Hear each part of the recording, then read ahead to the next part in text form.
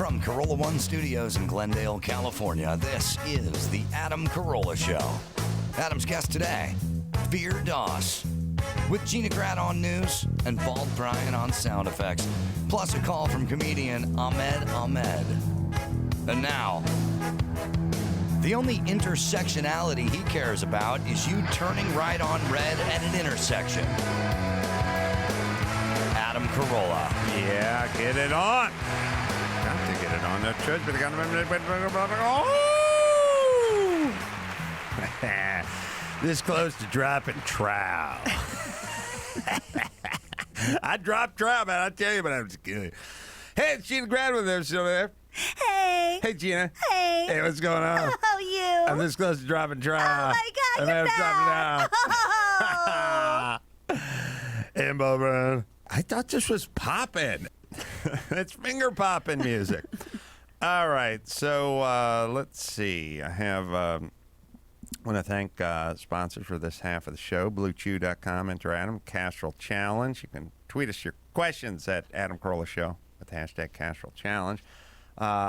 So Ahmed Ahmed is a stand-up comedian who was all over the news or Twitter or whatever because he was in Florida doing a set and somebody called 911 on him. They thought he was making a terrorist threat from stage. And Verdas is a stand-up comedian who's going to come in here as well. I watched his special, very funny. He's been in before. We'll talk about him. So Ahmed Ahmed is going to call in. Let's just set the table. The story for people that don't know it is he was doing a show in Florida and somebody called 911, basically. Okay. Do you have any more of that? Yeah, I mean, we could listen to the 911 call. We don't have to, but you can just set the table, right. and then when we get him on the phone, we'll do that. Sure. So this was Mother's Day. He performed at Off the Hook Comedy Club at Naples, Florida, and he went on stage, and his opening joke was something along the lines of, "Are there any Middle Eastern people in the house?"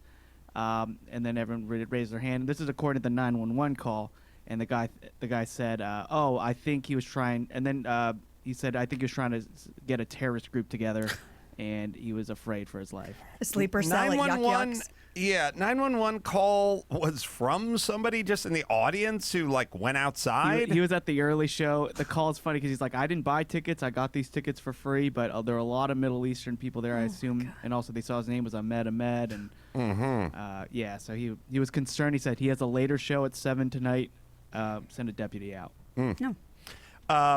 So we'll talk and find out what happened with that. We'll play the 911 call. And it was interesting because I was talking to Max Zapata earlier today because I had 6 hours in the car because I had a meeting in Hulu.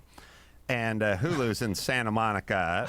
And I was watching Hulu no more than 2 hours ago. I was a million miles away where I live. So it's time to roll some calls in the car. And I said, I was talking about this guy because somebody tweeted me. And I was like, "Oh, we should check into this guy." And then Chris said, "You want me to try to run the guy down? He's a comedian." And I said, Don't put it like that. Yeah. So I said, "Yeah, go find him." And then we hung up, and then he reached out to Chris, sort of coincidentally. All right, I got a weird reach out comedian Sarah Silverman story. I'll tell you in a second. Also, somebody tweeted me a funny rich man, poor man that I like, and it just reminded me that it's been a number of years. So I thought I'd hit you guys with some rich man, poor man. And, yeah, some of these are mine. Well, the first batch is mine. And a lot of them, people tweet me funny ones, but we have an intro. We do. Mm-hmm. Rich man, poor man. Well, there you go. We couldn't have done it without that. Would have had no context, no meaning. I'd just be living in a borderless, wall-less space, It would just have been floating. chaos. Yeah. All right, so this is the things that rich men and poor men have, but it's really, if you're trying to figure it out, whether it's a Tool tune or rich man, poor man, there's a set of criteria. The Tool tune is you really like the song, but you would roll the window up Right. if somebody pulled up next to you at the light because you're embarrassed. Right. So these are little measurements, and sometimes people give me a rich man, poor man, but it has to be something middle American, middle class people would never do. Right. Like you just couldn't picture the guy drove the tan Taurus station wagon and both parents were school teachers, that never for them. Yeah. So that's, an easier way to look at it. It all started with the outdoor shower. I was just like, there's no Height of middle-class outdoor shower. This is poor guys go down to the Venice Beach and do it on the sand or use a hose in front of a supermarket or something. And rich guys have a whole cabana and kitchen and shower area and everything by their pool. It's not a middle-class move. Spends the day in pajamas. Good. Hef. This one I liked, rowing. One is literally rowing a rowboat or the sort of Thailand, sitting on the thing out in the marsh trying to get something to eat. Cuban refugee. Yeah, and this is crew team rowing. Coxswain. Never without their dog. Never without. Like the poor guy has a lamp cord tied for a leash and always dragging hot, him everywhere, and the rich chick always loves Purse. carrying it under her arm. Loves swords. Middle class, do not love swords. Crazy junkies use them for protection on the street. And then rich guys always have a coat of Collectors. arms, and it's above the fireplace. I have one for you. It might be adjacent to something you've said before, but camping in yurts, whether you're a Bedouin or you're glamping. Yeah, that now this glamping, when I dreamt this up in 2003, didn't exist. Right, This notion of luxury camping. Spends the evening in front of a roaring fire. Trash can. Or Right, big- sure. Dumpster. Right. Uses ladder with wheels. Now that's works at Home Depot and is rolling the big A-frame around for $11 an hour, or library Yeah, in the study. Conservatory. in the study. Wears an eye patch. The poor version is the skin-colored one that's with the staph infection Yeah. that they got from the Lee press-on nail of the lady they were soliciting, and then there's the black eye, the suede eye patch. Keeps liquor in a sack. The Crown Royal, the Crown very Royal. nice Velvet. aged stuff versus the paper bag. Here's some ones that people tweeted to me, and by the way, you can do it. Tweet us using the hashtag #RichManPoorMan. We'll read them on the air. I like this one. I got this one a couple days ago. It's what made me think about it. Doesn't give a shit about smoking cigarettes in public. That is true. Rich, like you get some dude, you get some rock stars, some rich guys, some whatever. They'll just light up anywhere, and then poor guys are like, so fucking sue me. Yeah. I'm smoking. It's the least of your problems. Nobody else in Pasadena or Beverly Hills is smoking on the street. This one I read one way, and then I had to read the other way, and I think I worked it out. First, it was confusing because it says on the paper, hose made out of recycled materials. And I was like, huh? And then I looked at it again, and my brain went, house made out of recycled materials. And I realized, okay, that works, because the house is a bunch of cardboard boxes and a refrigerator A box lean-to. and some corrugated crap leaned into a whatever, and then you're Ed Begley Jr., you're living in Venice, you're going to make this thing out of Reclaimed all wood. reclaimed and recycled Yep. whatever, and the inside of the walls made of jeans that have been pumped in, and it has an R value of 1,700 and blah, blah, blah. So I'm guessing Dylan or somebody meant house. It says hose. Oh, it is house. That was me. Okay. All right. Lives next to a rapper. Wow. Yeah. Wow, Yeah. strong. That's good. That's There's strong no contender. see. That's a good example because Wow. there is no example of middle suburbia who lives next to a rapper. Right. That Yeah. doesn't exist. It does in the hood, and it's true. Whoever lives next to Jay-Z, Yeah. wherever at Malibu, right? Well said. Backyard wedding. Yep. Yep, it's a lot of that in the rich man and the poor man world. Owning chickens. This is a new. It Yeah. wasn't The a rich man ever-popular. thing. It is now a Yep. cool rich Get your own man coop. thing. Rides a bike to work. Yeah. Rich man, poor man. So that'll, if you want to throw us a few, we shall collect them and we shall get into them further. Dawson has one. It's timely and local. Uh-huh. Lives in the Hollywood Hills. Oh, yeah. Literally on the hill or Starting in the a fire hills. at the Getty Center. Yes. As it pertains to Hollywood, how about this? pursued by a helicopter. It's either paparazzi or Yeah. Britney Spears, or You're being swatted, or you're trying to evade. Yes. You're breaking parole. Good. So I had I was sitting on. I don't do FaceTime or any of that phone stuff. I don't know, Doesn't come real naturally. time, FaceTime, FaceTime. whatever. The notion. Your real time or FaceTime. I don't do anything. And also, like when I was a kid, I'd see like Dick Tracy, and his watch would start ringing. There'd be a picture of his commander, the big bearded guy, Dick Tracy. Listen to me, and Big boys on the loose. And I thought, like, okay, but why would you possibly need the face of this older guy telling this to you? Like, how does that help Yeah, make a technologically? connection. How's it what's it make a difference? Blah, blah, blah. And I'm sitting watching TV. It's like 11:15 last night, and my phone starts ringing. It says, it's Sarah Silverman. And I'm like, oh, okay. And I answer, and we're FaceTiming, Okay. which I don't think she meant to do. That's a butt dial most of the time. I don't know what to do with it. She was No. trying to email me this really funny picture because I ran into her Sunday night at the Comedy Store, and then she was like, oh, we were talking about Sunny. I think her and Jimmy came over to the house the day the kids came home from the hospital. So they're like miniature, just sitting in the little bassinet, and they came over to say hi. And at some point, she took this picture with Sunny, which is pretty damn comical, and I think Max Pat will throw it up, but she ended up sending it to me. But Both crying. It's Sunny making a very distressed, crying kind of sunny face. It's a and sunny face. Sarah is making the same distressed, crying, sunny face at the same time. But it's also weird because you're in your bathrobe and you're sitting there, so I just answered the phone. I was just talking to her. I don't know how to do it. Like, I'm just holding it in front of me, and we're talking, and That's how you do it. at some point she goes, it figures you'd have a picture of a car, one picture of a car in your office. And I'm like, what? How would you know? Yeah, it's the picture. It's behind me. Like, I guess you can see what's behind me. Then there's a part where it's like, I'm naked under this bathrobe. This is such an intrusion. We spoke for a while, and we had a nice conversation. And again, I think she was trying to send me the email, hit the wrong button, and the next thing you know, we're having a nice chat. But it was nice getting caught up. And it's a funny Sunny picture, and it's also funny Sarah picture as well. She's actually been very high visibility on Instagram lately. I don't know if you know what she's been doing, and it's been done before, but not as good as Sarah does it. The difference between obscene and unobscene pictures, what Instagram deems obscene and what they don't. Oh. She had a picture, Chris, Crazy, maybe you can find I'm it. pulling You it got up. it. She had this picture of her medicine cabinet. Mm-hmm. Okay, so what?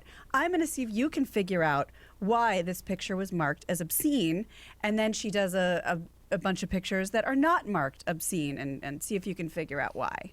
It's gotta be her boobs are in the mirror. Yeah. Oh, her boobs are in the mirror. Nice boobs, by the way. Yeah. So Good mirror boobs. So then she puts all these pictures of man boobs up and just puts, these are not obscene. Mine are obscene. So that's kind of what she's doing lately. And that was a fun picture to figure out what was going on. Well, I've screamed about it a million times, and I always have the kind of, we don't know, like, hey, pornography, we'll know it when we see it, Right. or whatever. There's no way to define. How do you define something when certain cultures walk around naked and it's fine, and other cultures dress head to toe and it's not fine, or it is fine? Like, how do you have this standard? It's easy to go, here's how many ounces are in a liquid gallon, and here's how many inches are in a foot or a centimeter. It's quantifiable. Or not how many inches are in a centimeter, but here's a distance. 0. Here's how we figured it out. 2/3 of an inch. You can't figure out this. You can't put a label on it. Plus, it's always shifting and moving. As I Sure. said, when I start off on radio, you could say pissed off, and you could say I'm pissed, but you couldn't say I'm taking a piss, or Pissed you could off, say but not I'm pissed pissing on. on Right. somebody, or like all these stupid rules. And I've said it a million times. And I would sit around all the time as an atheist carpenter. You couldn't say the word tits, But you could say jugs and bazoomas and hooters and whatever udders. Like you can say whatever you wanted for a breast, but you couldn't say tit. Right. And I just go, why is that? Tell me why that makes sense. Totally and arbitrary. explain to me how someone would get into trouble when I'd say, oh, this chick had a great set of cans or great set of jugs. Like, that's fine. She had a great set of tits. Whoa, we're pulling you off the air. So I was like, it doesn't make sense. And if it doesn't make sense, it'll stop eventually. Now, I'll be annoyed for between 8 and 17 years before it stops, but eventually, like all these fucking signals in this city that turn red on the left and nobody can go and the light's green, they will all blink yellow. Eventually. We'll just have 25 years of retarded hell. Well, you pussies will because you obey them. You guys have that, and then they'll change it, and then everyone will go, oh, they should have done that a long time ago. Yes, of course they should have. So tits was one of those, can't say tits. And I was like, why can't you say tits? You know how we got in, how we were able to backdoor in tits? Titties? Titty bar. Titty bar. Oh, wow. They didn't like tits and they didn't like titties, but at some point you'd go, we were at a titty bar, and they'd go, ooh, okay. We're not saying tits, but we're saying titties, and you put bar, and then titty bar became sort of synonymous, or became, you wouldn't say a strip club, you go titty bar, we're at a titty bar. So we couldn't get to tits, we had to get to titty bar, and once we got to titty bar, this is like when we were doing our island hopping campaign to try to bomb Japanese mainland. I was just about to say. We had to take Same thing. Guadalcanal and a couple of these islands along the way to get close enough. Once we took titty bar, we could get in range of tits, and then tits, and then of course once tits goes, no one cares anymore, which is like, okay, but why was everyone wringing their panties for 15 years before this? Why were like having serious discussions in offices with adults? They should have held the line on tits. That's what they should have held the line. Is it really because of George Carlin's bit? Because those are the 7 words. Yes, the 7 dirty words you can't say in public or radio or on broadcast, and it's tits and motherfucker. Shit, piss, cunt, fuck, motherfucker, cocksucker, tits. You Right. don't even have to look down. Piss got on. Piss has cleared the bar. I don't know. You It's can arbitrary. say shit all day long on cable. I see all day long on It's Always Well, Sunny. and nobody cares anymore. Anyway, the hell we're talking about. Sarah Silverman? Oh, so I would scream all the time. Titty bars. I wouldn't watch like my 600-pound life or why I had to have liposuction or I had to have bypass, gastric bypass surgery, whatever. I'd just be watching TV and they'd run a commercial, and the commercial was the dude all sad with the floppy tits and he'd lost 1,700 pounds, but the skin had nowhere to go, or guys with shirt off. Biggest Loser. And Biggest Loser, when they would weigh in the fat guys, the chicks would be wearing a sports bra, but the dudes would be just Hanging in out. shorts. Yeah. And those guys would be 700 pounds. They'd be standing on the scale, and they had tits. And there wasn't a discernible difference between the bodies, aside from, of course, genitals or whatever, but like the bodies were the same. The males, once you clear 500 pounds, you have more breasts than Sarah Silverman more does. mammary tissue. You just have more just fatty tissue underneath your nipples. So I would always look at that and then change the channel and then marvel at watching Survivor, and they'd have like the bikini. It's got the. That's those are the pictures that Sarah put up. They'd have, because we live in an insane society, and then I'd be watching Survivor. And they'd have the hot chicks in their bikinis, and they'd be doing the obstacle course. And at one point, they'd crawl through the mud and jump up onto the cargo net. And they'd be climbing up the cargo net. And invariably, their shorts, their bikini bottom would like peel back. And there'd be an 1.25 inches of ass crack on the waif model going up the thing. And they'd tile it out. They'd have to tile it out. And I'd be like, what the fuck? What are we doing? Whose ideas are these? Who put these laws in place? Are they even in place? Who's going to sue you? What's going to happen? You just also, later on, the challenge would be like, we have a piece of raw yak meat that's 30 pounds. We hang it from a chain. your hands are tied behind your back. You have to eat as much yak meat your team does. And then they'll throw up into a barrel and we'll weigh it or whatever. And these people's faces like covered with blood. And it was putrid. It was like, ugh. It was nauseating. And Can't show butt crack though. On a hot 23-year-old chick who's like running up a cargo net. I don't even know what does that even mean? What's the difference between cleavage and butt cracks? I don't know. Anyway, I said there should just be one rule and one rule only, since we're not going to figure out piss or pissed on or pissed off or titty or titties or boobs or jugs. It's all wildly subjective. I just said it's the lasagna rule. I'm sitting in front of the TV and I'm eating my lasagna. And if I see Sarah Silverman's boobs in a reflection behind the mirror, I'm not going to push the plate in front of me and go, God. I'm full. No more. No more. No. I'm not going to do that. But But if you watch Botched, if I see the lactating dude or Botched or any of that stuff, I will push the plate across. Or if I'm watching the same show, like I'm watching Survivor, and I see the wave model going up the cargo net, I'm not going to push the plate when I see some ass crack. But when I see him eating the maggot-covered whatever in the eat challenge, gizzard challenge later, I will push it across. So if we just use the lasagna test. Totally objective lasagna test. That's right. Yeah, you speak for all Americans. I speak. Well, the Lorax. barometer. I feel like every person I've ever met would eat right through that lasagna if they saw some waif model ass crack. But if they saw the putrid whatever challenge with the maggots on it, they wouldn't. Yep. Now, or the dude with the shirt off with the big man titties versus Sarah Silverman nice titties in the mirror. Well, that's exactly what I did the other day, because I told you that new show Chernobyl is on HBO, and I was very curious how that was going to be acted out and portrayed. And I made a lunch, and I was so excited. It was like a Sunday. I was like, I want to check out the show. And I was like, you know what? I don't want to watch a radioactive, what it does to people's skin, even if it's on fictional, and eat lunch. I can't watch this right now. Agreed. All right. Let's see. Who's calling? Ahmed's calling in quick. All right. Let me hit Castrol Edge.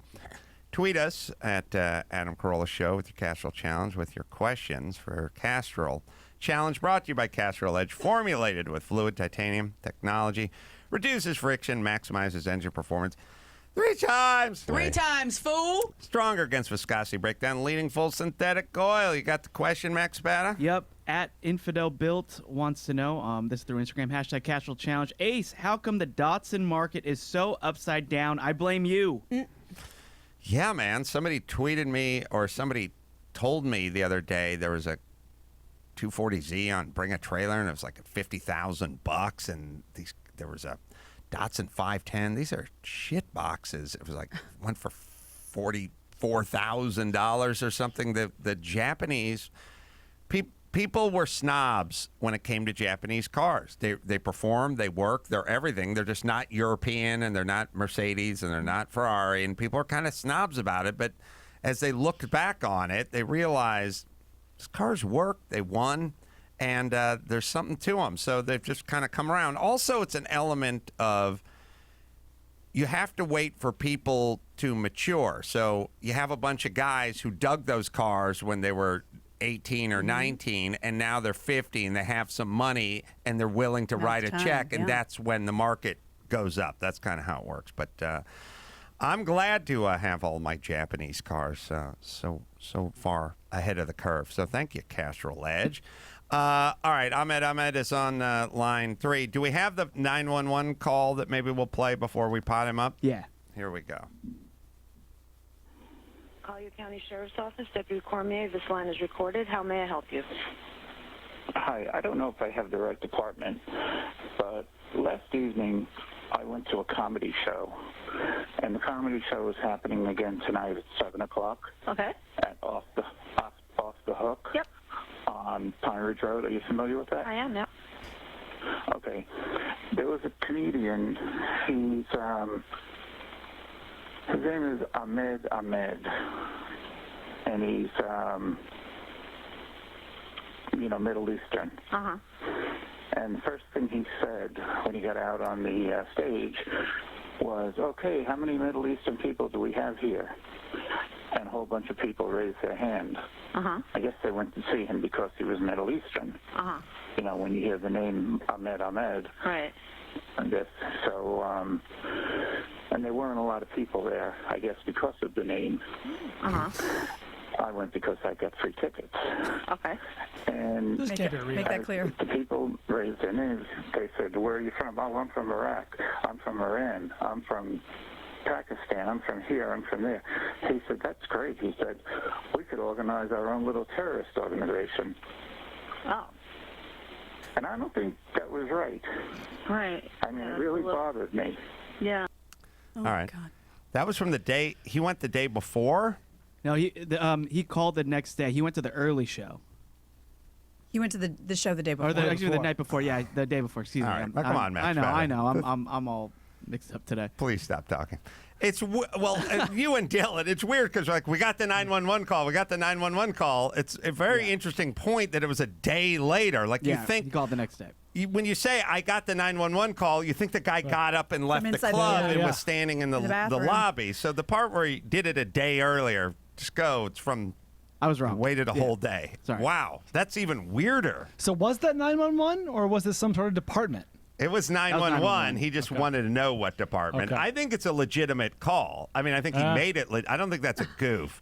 You know why? Because if it's a goof, you'd put some Yeah, more throw a little comedy more in it, a sizzle in little there. more in there. a little Baba Booey But in at the end. the thing that was crazy about that is he saw the show, He slept on it. slept on it, and did it the following day. That's crazy. I don't think that's right. Ahmed.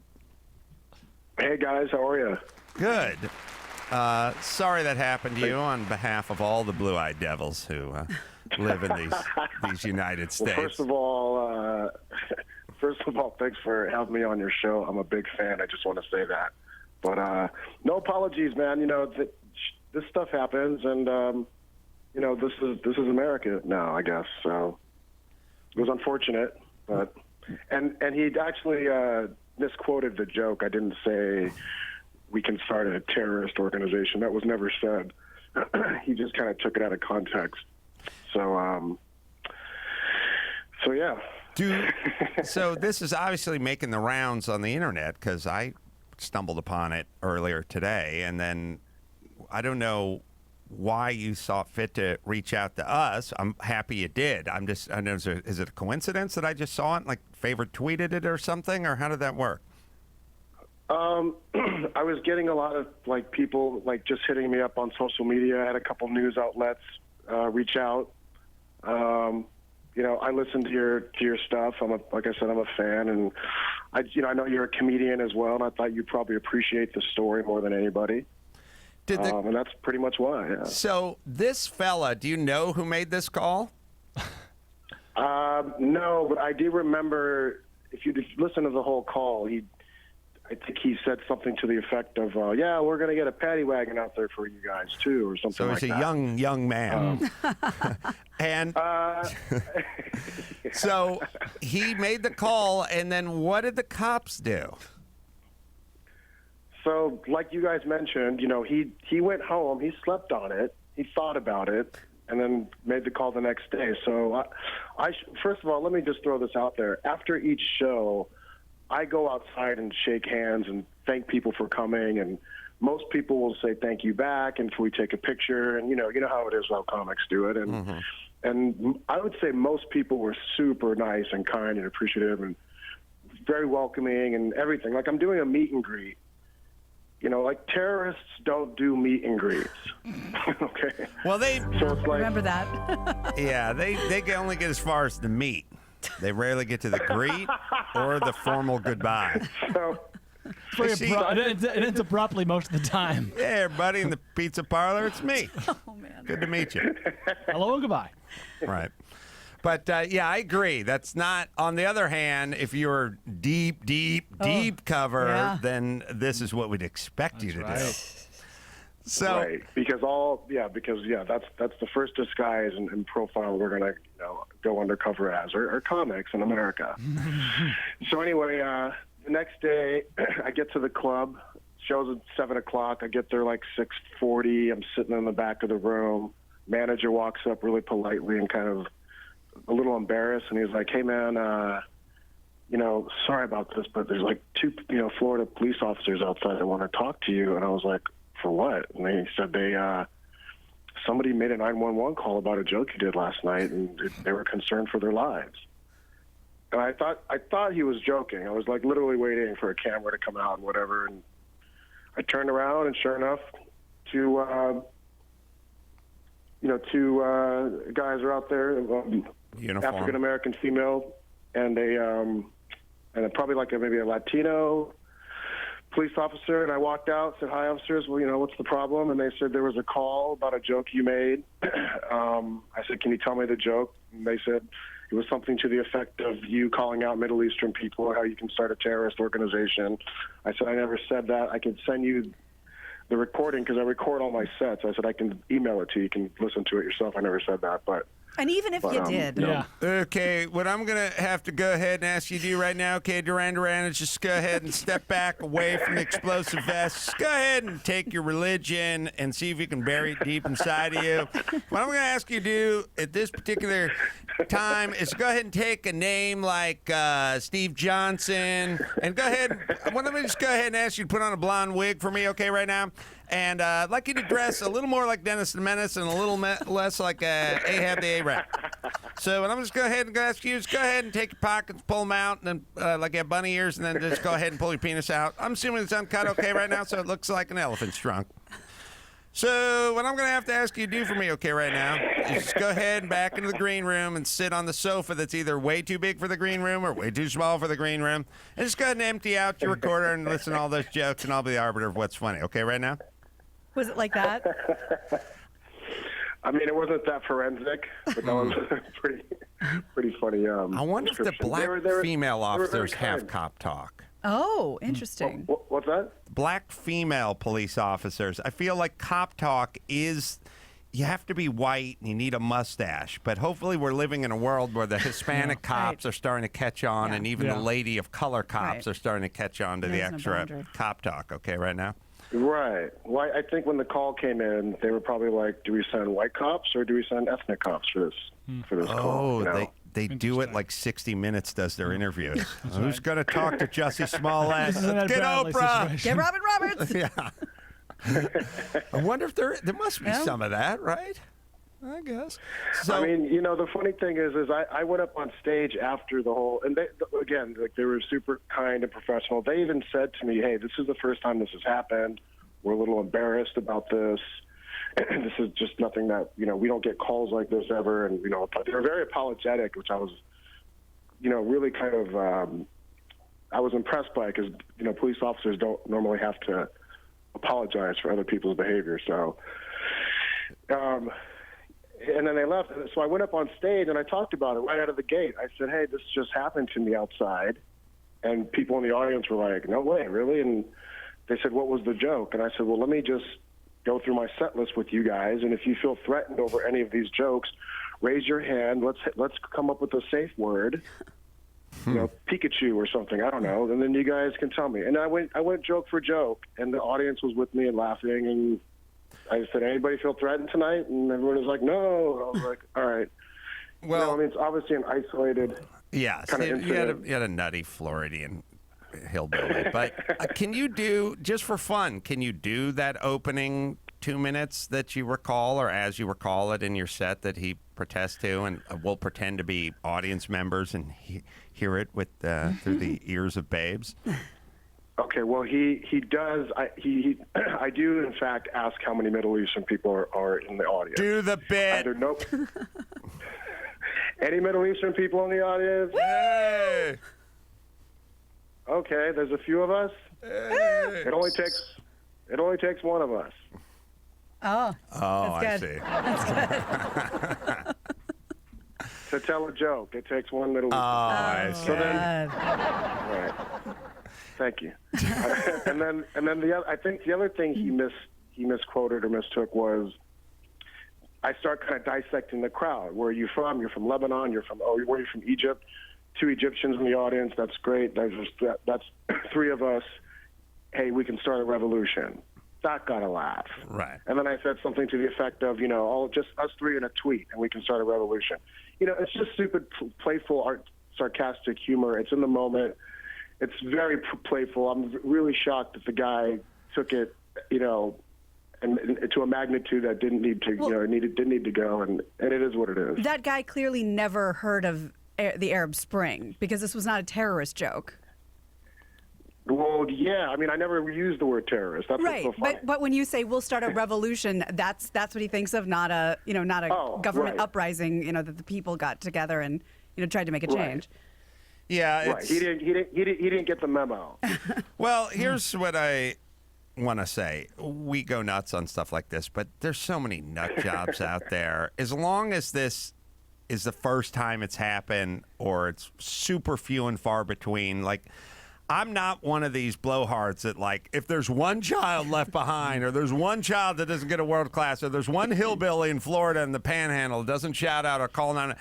I am fine with one of everything. Yeah. I'm fine with one of these guys, one Not the drunk norm. driving car accident, one school, one kid that falls through the cracks. I'm one. As long as this is something that doesn't happen with any frequency at all, I'll be fine tonight. Is that a safe or fair statement, Ahmed Ahmed? I think that's 100% fair, and I agree, actually, because you're going to have stuff like this happen. You're going to have the bad with the good, and like I said, it is what it is, right? Yeah. Well, if you'd taken my advice and worn the MAGA hat out on stage, we could avoid this whole thing, especially just in Florida. Just send a message. Yeah. Later on, you're going to be at Rooster T. Feathers in Sunnyvale, and you leave it in the backpack for that show. Thanks, Ahmed Ahmed. Right. I'll give you a plug. You guys are great. Thanks, man. The Comedy Bar in Nashville, Thursday. That's tomorrow through Saturday, I should say, and then San Diego Comedy Palace next Friday, Saturday, and Sunnyvale, Rooster T. Feathers, my old stomping grounds. Been there once. Did 7 minutes of bad comedy. All right, shoot him a tweet at Ahmed Comedy. Let's see. We got Take a Knee with Irwin Winkler, again, the producer of every movie you've ever heard of. Brian will fill you in on a couple of them. I mean, off the top of my head, Raging Bull, Rocky, Goodfellas, and there was one more he's nominated for Best Picture for. And now all the Creed stuff and all of it. But I'll play you a little clip of the little 50-second clip of The Right Stuff. He's going to be The Right Stuff. Yeah. He's going to be on. Is he on already? Yeah. He's on Take a Knee. Yeah. Yeah, very inspirational guy. Here we go. One of the films we did was called The Right Stuff, based on Tom Wolfe's great book about the American space program. And the man that had the right stuff was an Air Force test pilot by the name of Chuck Yeager. Mm-hmm. And I said to Chuck Yeager once, how is it that you just get in a plane and you break the sound barrier? You're a test pilot. You go up with a plane. You never know whether it's going to be a successful flight or not. You could crash. And he said, I just do it. I just get in the plane and I do it. I don't think about it that much. I just do it. And I think part of what we do in making movies is just do it. We don't say, okay, this one we'll do because it's going to be a big hit. This one we just like it and we just go with it. You should live your life that way. Maybe not behind the yoke of a rocket ship, but just in general. Stop examining why. Yeah. I hate it when you go, let's do something, or why don't you do something, and then they give you 5 reasons why it's not going to work. And it's like, okay. Or we just try it. Well, that could be said before you leave the house at any time. There's always 5 reasons why you shouldn't leave the house, but then there's a whole bunch upside if it does work out. So please just start using that as a roadmap to life. Verdas, I have yes. a question about that. And Brian, you might have some inside knowledge because you're a big movie guy. Mm-hmm. I wonder if those kind of inspiring words about just do it, don't worry about how it's going to turn out in the movie business is sort of a dying breed of people, because now in studios you hear it's all algorithm, and that's not romantic. But Irwin seems to capture that old spirit of like, do what you love, and the net will appear. Yeah, he was kind of talking about how much has changed in the business, obviously, for him, starting off with Rocky and all that stuff so many years ago, even before that. But he said the good news is a lot of these film companies make so much money on their tentpole stuff that they can actually afford to throw some shekels down to the guys making the more interesting, smaller bore stuff for them. But you're right. Everything's being focus group to death. Make sure that it appeals to this demo or that demo or whatever. When in fact the biggest, like Deadpool, seems like, oh, it was a hit. It was an R-rated superhero movie was like a real stretch. Like they were thinking oh, kids won't go see it. It won't make as much money because it was a huge hit. They took a chance and it paid off. All right, we have. Let's see what I got. I'll play a. Not Taco Bell material. You guys can go get my stand-up special. Speaking of stand-ups, a lot of stand-up talk around here lately. It's available on Chassis, CHASSY, and iTunes and Amazon and all that stuff. And I read your reviews, and I appreciate it. So get it and enjoy it. I'll play you a little homelessness clip, minute-long clip from it, and then we'll... we'll bring in Verdas. Oh, I want to give Max, Pat, and Dylan. I was watching Verdas's special last night and enjoying it on Netflix. There was a story he ended the special on, which is context and a waitress and leaving a $350 tip. And when he was telling the story on stage, he said it was a $42 bill, and I left a $350 tip. Which is great. Then in the end credits, they were showing a lot of old pictures, a lot of old stuff, and they showed the actual bill, and it was $32, which actually makes it even bigger tip. Yeah. He's a bigger hero. He's this close to Phil Spector in terms of his tipping. That was the best part about the whole Phil Spector stories.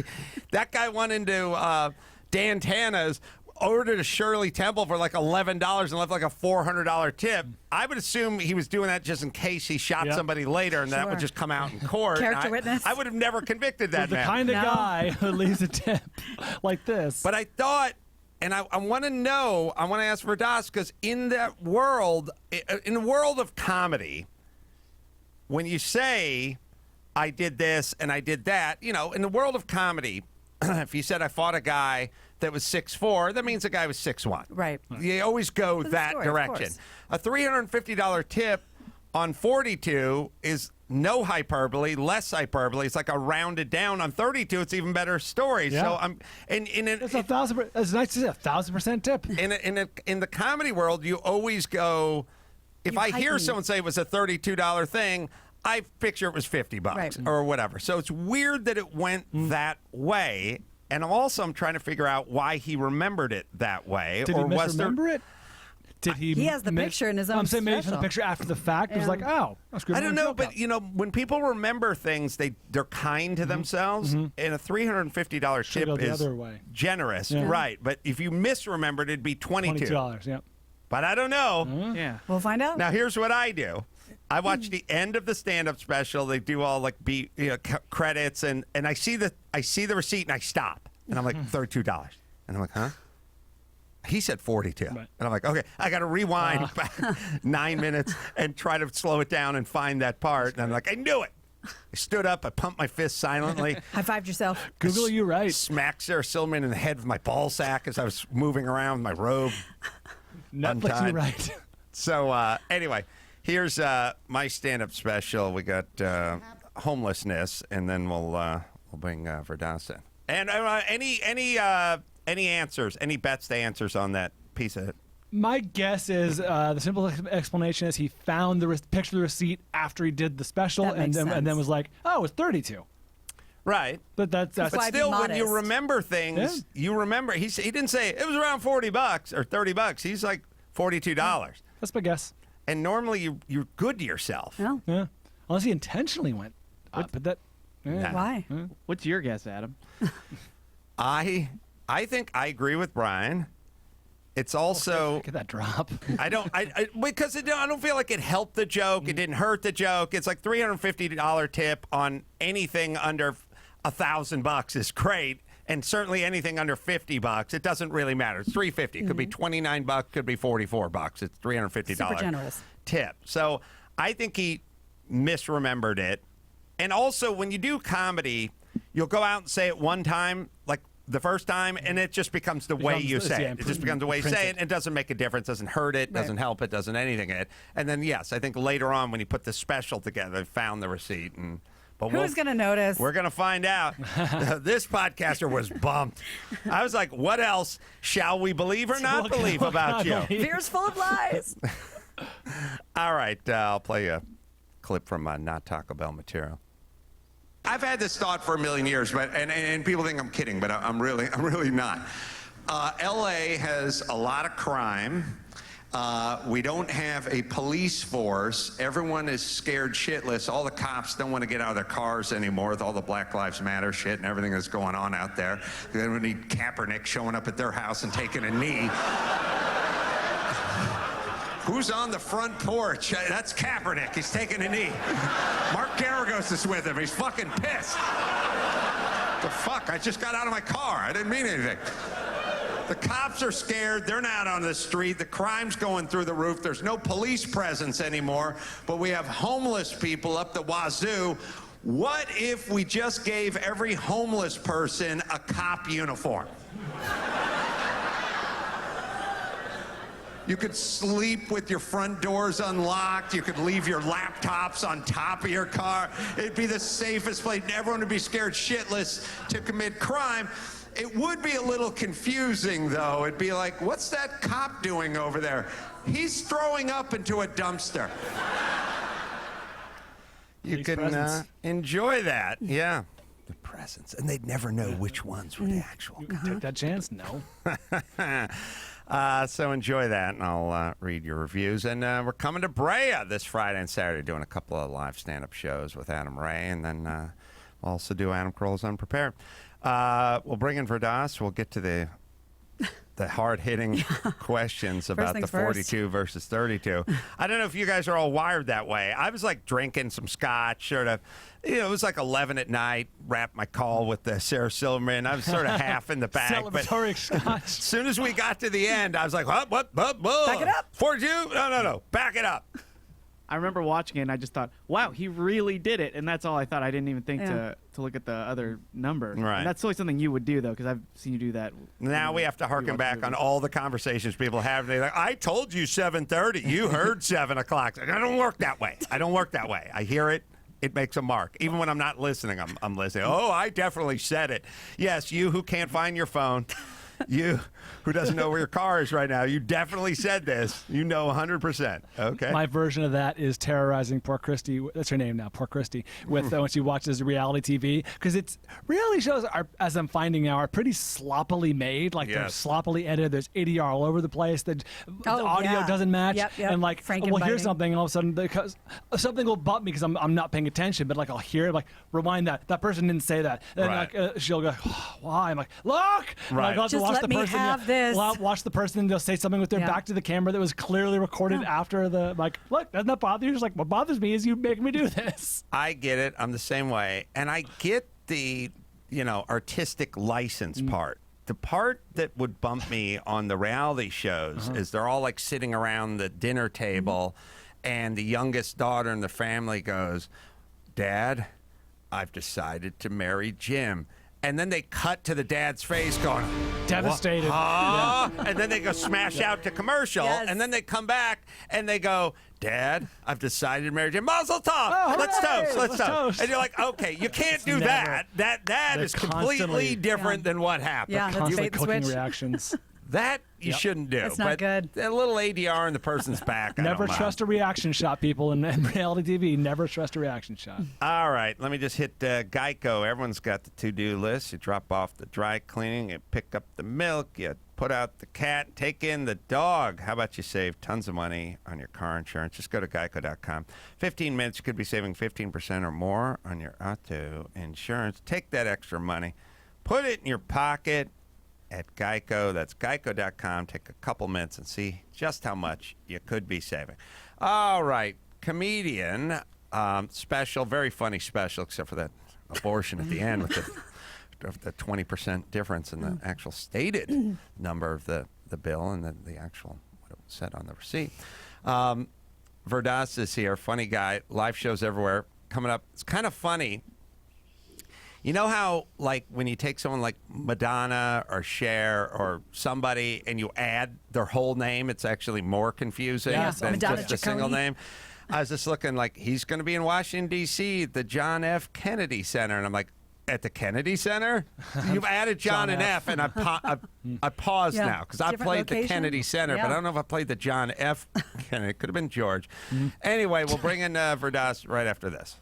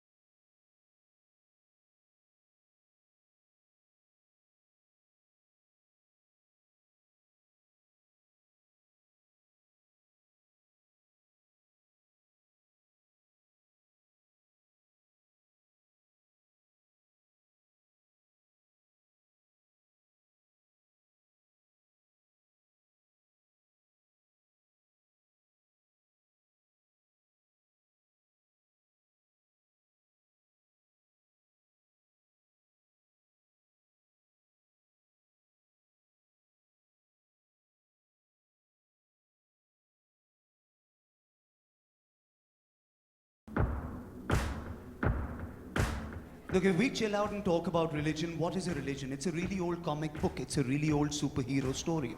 Muslims, Allah is your Batman. Christians, Jesus is your Superman. Single hero comic books. But Hindus, we created the Avengers, motherfuckers. That's our shit right there. Oh, did you think I wasn't coming to you, huh? That's all Hinduism is. It's the Avengers. There's too many guys, and nobody knows what the story is. And don't eat beef. No matter what we say, we don't understand any of it. We just end it with don't eat beef. Don't eat beef is our despacito. We always come back to that shit in the circle. We legit don't eat beef. We are militant about that shit. We will eat a human being before we eat beef. in 100 years, India's just going to be like 3 leftover Hindus and 27 million cows. Veer Das on the Adam Carolla Show. Good to see you again, my friend. Yay. I got to tell you, like, I'm an atheist. I'm shopping around for a religion, and In the market. I ask questions like, "What were your day of Sabbath this Sunday? Yeah, during football season? Like, yeah, okay, out. Don't eat beef, out. Like, we don't have to get. I don't have to set foot in your temple, your church, your place of worship. There's certain things where I would be. If you just say no more Certain ribs, deal breakers. no ribs for life, I'm No out. can do. All right, no football Sunday, done. But I'm this is out. our one thing. Like, that's the only thing. Like, premarital sex, okay. Everything else, okay. Just beef. Like, that's too so much. That's basically saying, I got the hottest chick in the land. She's smart. She's funny. She loves you. There's one minor setback. She shits out of her pussy. Other than that, she's a perfect 10, and you guys should enjoy the rest of your lives together. And I'd be like, that one thing is it's Say that one still again. a one. Run that It's one still by me. one. It's Yeah. still the one might be a deal breaker. This is, by the way, the quickest journey from Hinduism to shitting out of... Like, in 7 seconds, we have covered humanity. Take that, Bill Maher. Former record, 11.3 seconds, set by Bill Maher in 2002.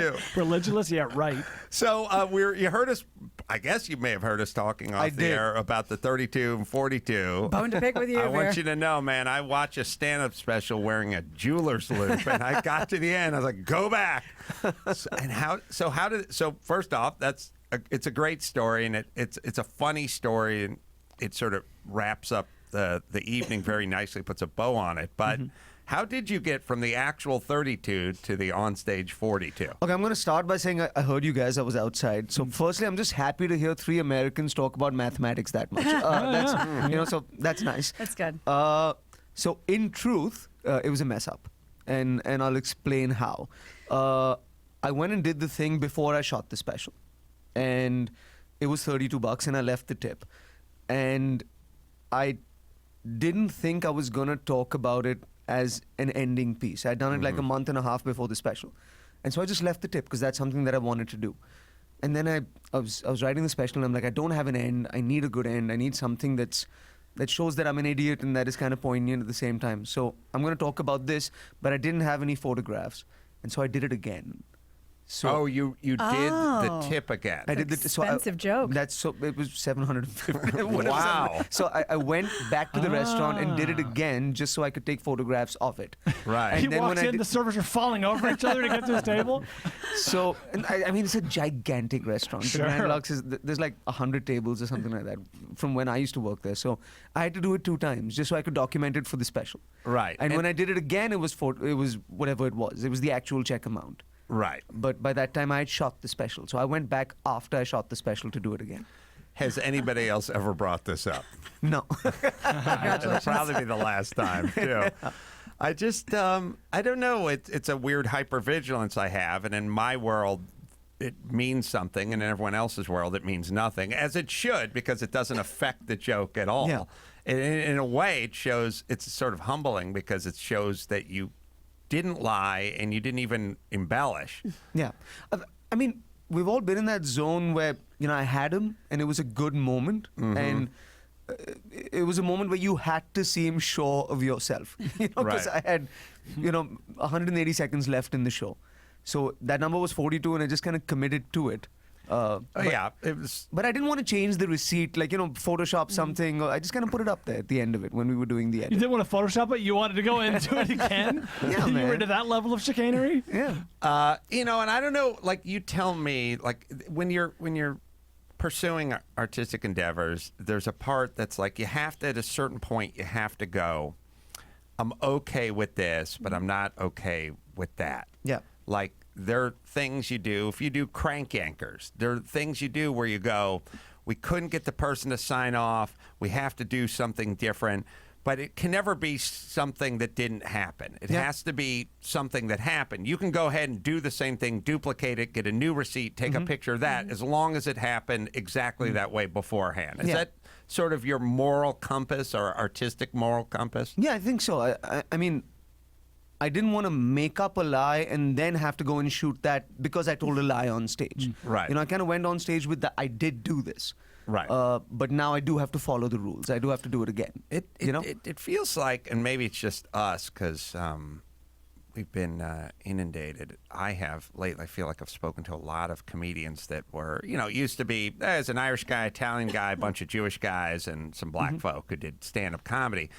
It's becoming kind of a world art form now, and it feels like it's growing fast into opening doors for. Again, it was like, oh, women in comedy and other folks, ethnicities or whatever. But the whole Middle East, I feel, has been, and Africa and everywhere, that whole part of the world has been opened up in the last few years. Like, it feels like really quickly. Is that a fair statement? Yeah, I think what it's done is the mainstream is kind of open to unique voices or different voices. And I'll explain that. Like, you and me did a podcast years ago when I'd first done that special, right? And the first special was kind of introductory. So I was talking about gun control. I was talking about American cereal. I just to introduce myself to this market. And then on this special, I kind of wanted to tell a story, and I was really worried about the fact that, hey man, this is really Indian story, or really African story. So I'm not sure Americans are gonna relate to this. And am I losing an audience that I gained with the first special by just talking about India too much or talking about Hinduism too much, etc.? And the strange thing and unexpected thing was it's had more of an American response than the first one, which is, I think, just people into a story. Like, this is a guy, and this is what he's going through. And the fact that he happens to be from somewhere else has stopped mattering as much as it used to, just because of the Netflixes and Amazons and et cetera, et cetera. I think a lot of that has been self-imposed. And I don't mean by the comedian or the storyteller, but by the sort of powers that be. Like, we get it a lot where you go, watch this doc, and I'm not a car guy. It's like, it's a story. It's a story. I'll watch a doc about anybody doing anything if the story's there.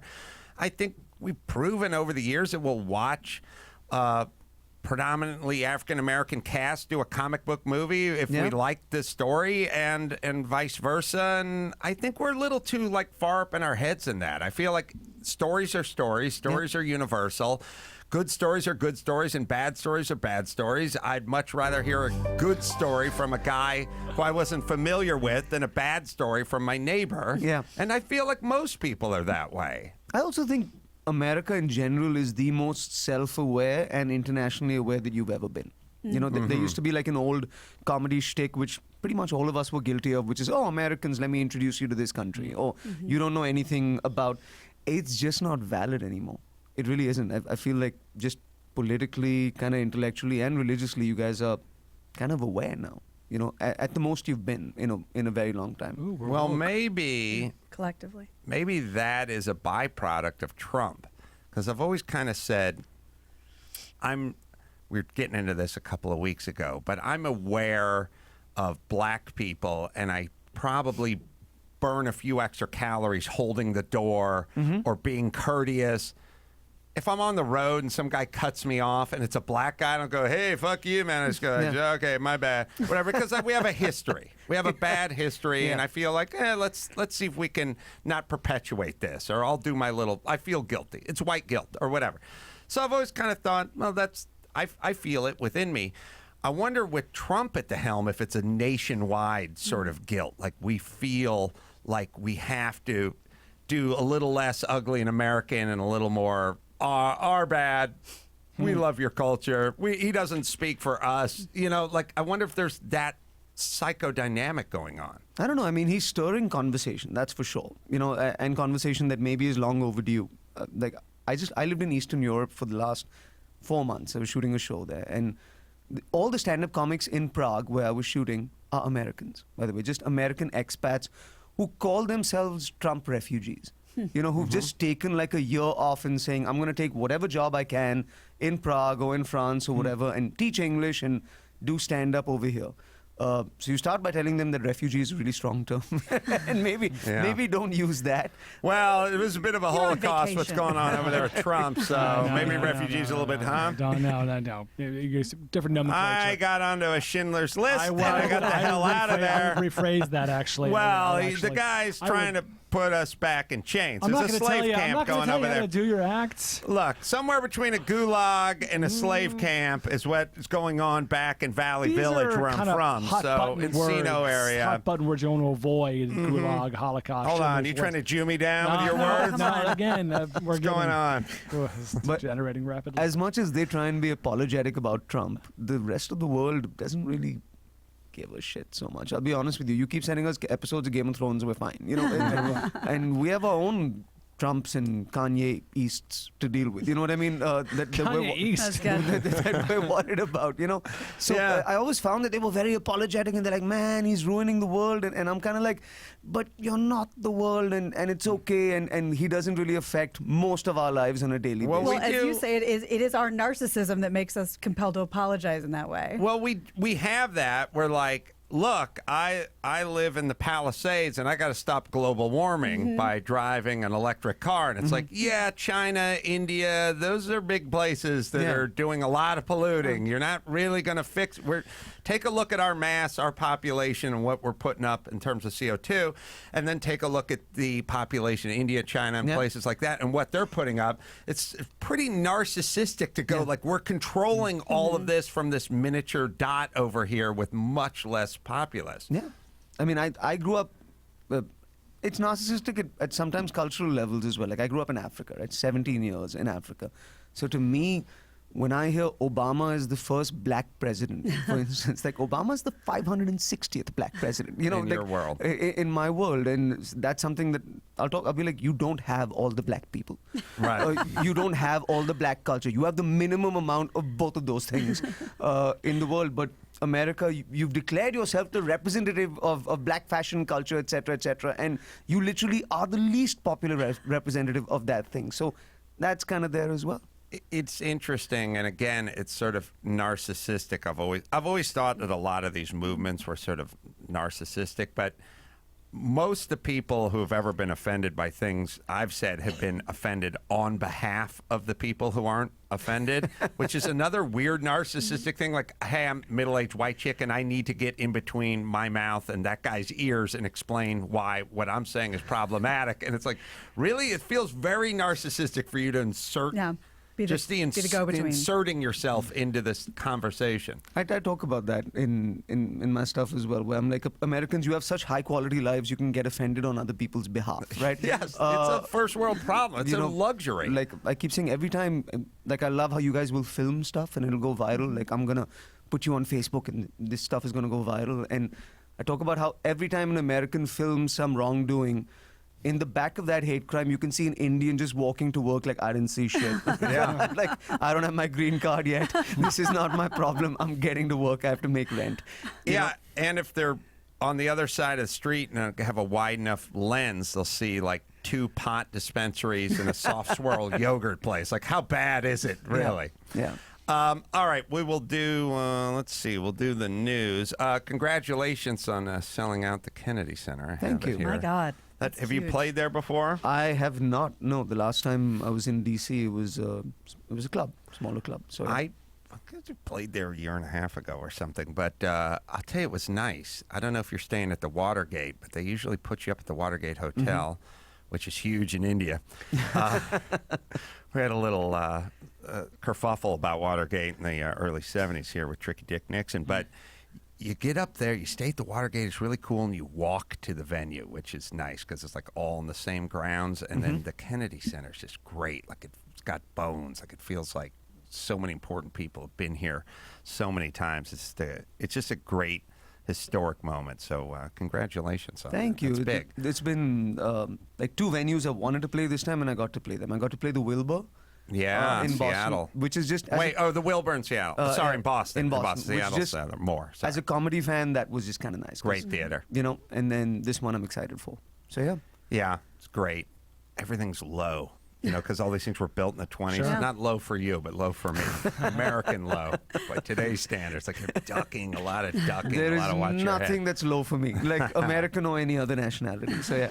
All right, let me hit Simply Safe. We'll take a break. We'll do the news. No one should feel unsafe at their home, period. And that's why they're Simply Safe. Simply Safe. 2 I's in there. SimplySafe.com/Adam. Free shipping at SimplySafe.com. All right, let's break and we'll go right into the news.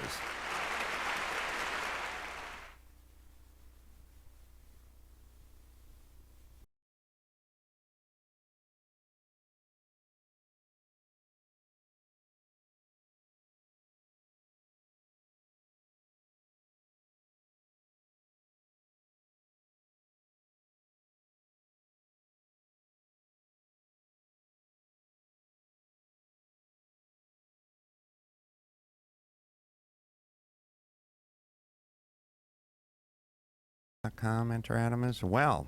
All right, Gina. Well, I hate to start off with some sad news, but Tim Conway Sr., the comic actor best known for his work on The Carol Burnett Show, he died Tuesday morning in Los Angeles. He was 85. He'd been suffering from a brain condition that forced his retirement in recent years. He played the oldest man. He played Mr. Tudball, whose accent was inspired by his Romanian mother. Carol Burnett. Yep. He, of course, Dorf on golf and Dorf on everything. He was an Ohio native. He was a 3-time Emmy winner. He was in all those wacky Disney movies Apple from the Dumpling 70s Gang. as well. Yeah. And of course, Mama's Family. we know Tim Conway Jr. So I had a thought. I was hearing about this when I was leaving the house this morning, and I don't have these thoughts all the time about people who pass away, like Doris Day died. And I was like, well, there you go. But I don't like living in a world with no Tim Conway in it. It's just a beloved part of my childhood, and he was just always there. Like, he's one of these guys that's always there. And then I got into middle age, and he was still there. He's just always there. Yeah, and always funny. I worked with his son, of course, and I've met his father, and he's just dry and sarcastic and so funny. I texted a little bit with Tim Conway Jr. this morning. Of course, this is a devastating day. It is, but you know. He had a 85 great relationship. And always had a great. I mean, he was just unstoppable for 50 years. Yeah. Did he have dementia? They're very private about it. I don't know, but it doesn't seem like it. I mean, he was giving quotes and stuff up until recently, and I think he won for his guest role on 30 Rock when he was on. He was so great. He was like that old, out of it, old black and white movie star that would just wander the halls of 30 Rock. I don't know if you guys remember that. I did not see that one. Oh, he had such a great joke. He said, he wandered the halls all night, and Liz Lemon said, are you okay? Was anyone even here? He's like, no, I wandered the halls all night, and the only person I ran into was a really depressed lesbian. Who is Conan O'Brien, and why is she so sad? That's my favorite line. So he will be missed. He will. Well, Fox News reports that thousands of residents in Northern California may be threatened by flooding due to weakened levees caused by the homeless encampments that are on top of them.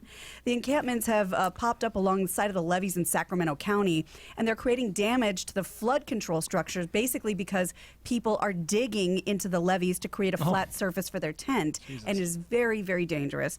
The manager of the levees said that the holes are often I hard hate to spot. say it, but we're going to have to go full vermin mode with these people. Like, we need to get crop dusters, just load them up with DDT and just strafe these places. It's not.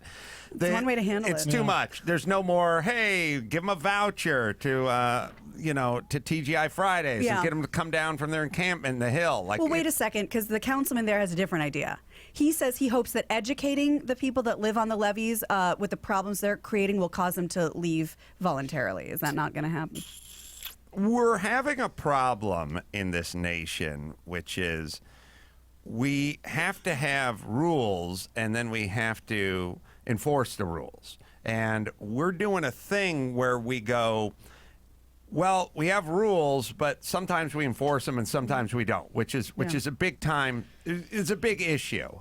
And so it's like, if you own a house and you like to build something, you have extra rules that didn't exist 20 years ago, 10 years ago, 50 years ago, and there are more rules than you could imagine. Right. And then there's lawlessness, which is what's going on in the hills of Hollywood Hills and Seattle and all over the street dogs, all over the country. So you can't have a facade as a society of, hey, everyone in downtown and everyone in the Staples Center complex, you have to pay a 12% tax, which is a security tax, which we put toward blah, blah, blah, and a levy for this, and you have to comply to every one of these handicap codes, and you can't open up because, when I was talking to Jimmy and Adam Perry Lang, they have a steakhouse in L.A., and it's great. And I was eating there like on opening day, and I said, when are you going to open the window? Because they wanted to have steak sandwich. Sorry. Walk-up window. They want a walk-up window, like, big steak sandwiches. And like garlic or tofurkey. I can't remember. But anyway. And he said, we can't open the window. And I was like, well, why not? Because they need the fly fan that blows air out, whatever, when the window's open so flies don't get in. But it's like, or there's a guy on the sidewalk just selling ghetto dogs right in front of you that the city doesn't care about. So you have to work it out. Yeah. And the problem with compassion... I'll tell you the name of the next book. There's a motivational book right there. The problem with compassion. People mistake compassion for something else. Like when a coach says, "Hey guys, we don't have to do too many laps. Like it's over 80 degrees outside." You think he's a nice coach or compassionate coach? He's a coach. His team is going to get its ass handed to them on Saturday. That guy has to. The drill sergeant has to yell one more push-up or yell at you where you're trying to climb that rope or that cargo net. Like, we need that. And that's not... It's not being mean. It's actually what you have to do with kids, what you have to do with pets, what you have to do with animals, what you have to do with Marines, young Green Marines, or young football team, or band, a marching band, like whatever it is. You gotta work it, and the politicians have turned into sort of compassionate folks, and it's kind of it's a bummer. The homeless guy, what are you going to do? Go roust him, get him up, move him, whatever? Fine, you don't want to do it. It will beget more and more and more, and at a certain point, you're not going to be able to handle this through conventional means. Right. Like, you could have handled it through conventional means 8 years ago. Some dude goes to sleep on the sidewalk. It's in front of a store. The cops come over. They go, "Hey, man, you can't do that. We're going to put you on a bus and take you to the shelter." Whatever it is, conventional. Now there's a sea of people. They're all over, like Seattle. They're just all over the hills. They're just like, there's no more greenery. There's just homeless guys, like just all bivouacked up in the hills. And you're not going to just have a couple of cops show up and go, "All right, fellas, let's pack it up." Like, you're going to have to do something big. Well, speaking of those numbers, California... That's where the biplanes come in, with the DDT. Oh, man. California still leads the nation in the number of estimated homeless people, estimated over 109,000 as of last year. And we're super soft. Don't act impressed by our overcrowding problems here in America. No, I'm not. I mean, what I find interesting about that headline is the assumption, and maybe I'm wrong, but is the assumption that most homeless people are uneducated, and therefore education will solve this problem? You know what I mean? I don't think it means traditional education. I think it means like mental illness, drug. Yeah, like educate the don't build the your because that your was tent. my question. I'm like, what education are you providing? We're going to educate them that is building going a tent to here is fix dangerous. this problem as such, because most people who are homeless or of a certain age have functional education levels. You know. Or maybe not GEDs or whatever, but you can read, you can write. Can read and write and converse. And so what are you providing them that is going to help with this problem? Yeah. It's all addiction. It's a mental health and addiction problem. Seems to be. There's no such thing. I don't. Part of the problem is these goddamn experts who aren't experts who paint a picture like this is a mother of three and she's living comfortably in Sherman Oaks, and then she gets a divorce and the husband loses his job and now they're sleeping on the street. Like, that's not how it goes. It just isn't. You know why?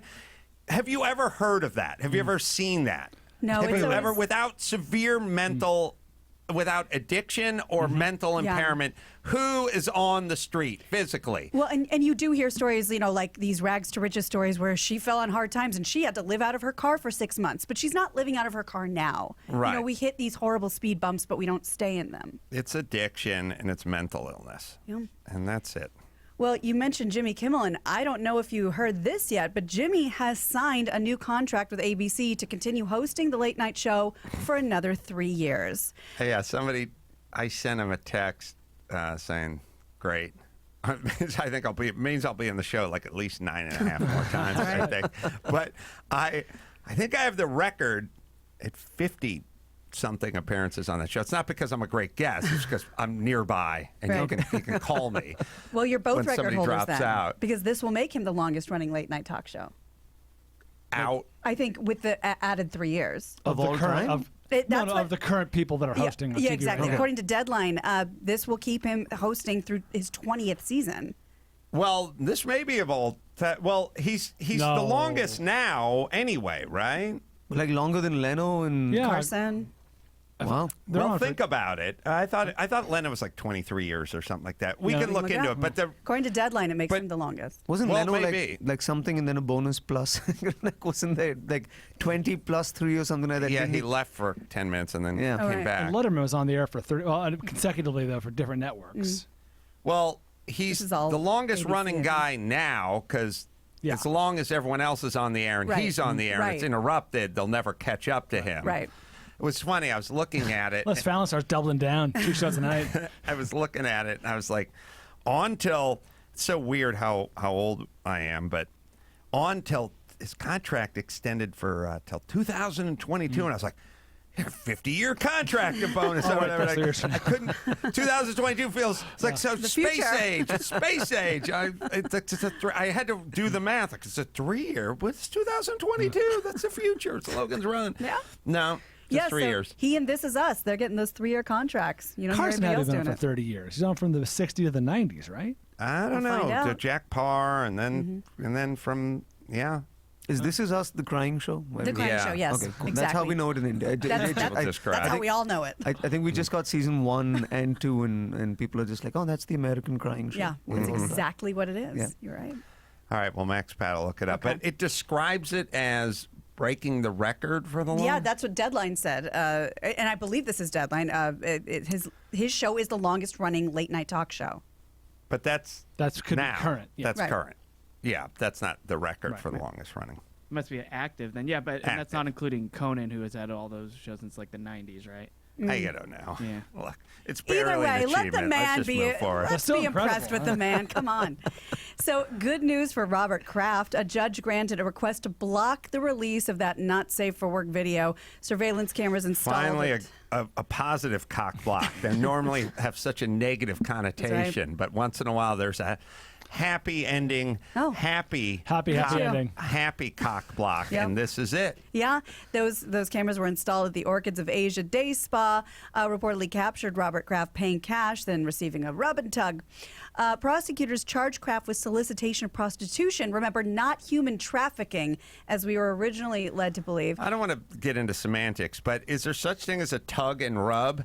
Because I feel like I could really enjoy my downtime, like my refractory period. Like my whole thing, if it's physically a rub and tug, I'd be Oh, laying sure. there kind of on pins Yeah. and needles, Waiting. like, what are we, minute 11? Like, Yeah. when's she No. going for the dork? Or do I have to make a move? No, do the tug first and then the rub. Tug and rub. Yeah.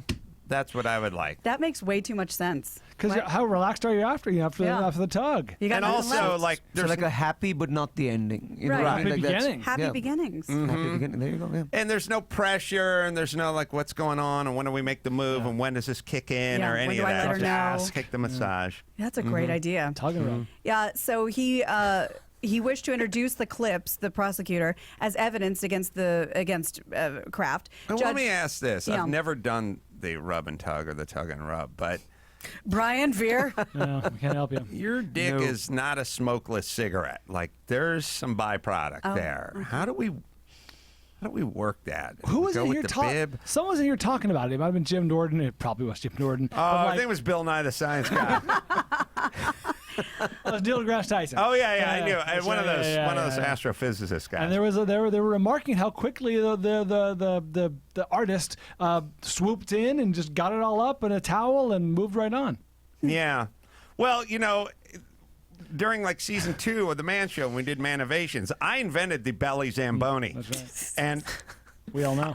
people think I'm kidding. No. I am not. Innovative. Organist is playing. Dun, dun, dun. Okay. Well, meanwhile, there are rumors that these videos Is there have already such a been thing? leaked. Look, in a world leaked. where everything Black exists, market. right? You know that the ass gasket, the toilet Mm-hmm. seat liner, is there kind of a donut with the same material? You know what I mean? Just like one hole in the middle and Right a around kind your of belly button? like one of those priestly collars from the Elizabethan days. You know what I mean? Just Yeah. Just, Yeah. Yeah. As and an just a aqueduct. dispenser like on the Yeah, wall, yeah. like on the wall in the actual rub- rub and tug and tug. rub. Just pull it off and just sort of slide it over. Is it like a dog cone?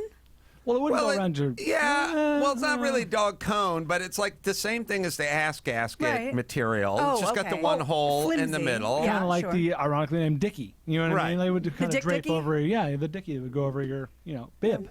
Yeah, I'd say it's the same sort of size as the toilet seat liner. It's just a hole in the middle. It's just, inch and a quarter, and you put that on and it rips it off the wall. And I mean, it could be like 2.5 inches. Yeah, but you see, here's to stay on, Gina. This is going to be on Shark Tank next year, guys. Somebody's going to invent this. Evaluation $5 million. Well, look, I'm Beard Doss, and I'm looking for 10% for my 1.25 inch. I'd have a small, medium, large, but I don't want to shame.